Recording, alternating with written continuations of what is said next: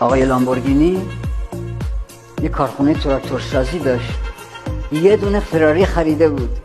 این کلاسش خوب کار نمی‌کرد، نامه نوشت به انزو فراری که جناب فراری عزیزم، ریاست محترم کمپانی فراری، این ماشینی که من خریدم کلاسش مشکل داره. فراری متاسفانه در جوابش گفت که تو این ماشین رو نمیفهمه، این ماشین مال تیپایی مثل تو نیست، جناب عالی بهتره بری بشینی پشت تراکتورت، اون تراکتوری که ساختی باش کار کن، اون با او.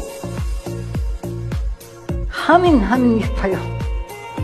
لامبورگینی کارخونه تراکتور رو بست،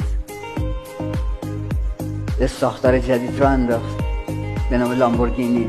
11مین انسانی که ماشین لامبورگینی رو خرید فراری بود.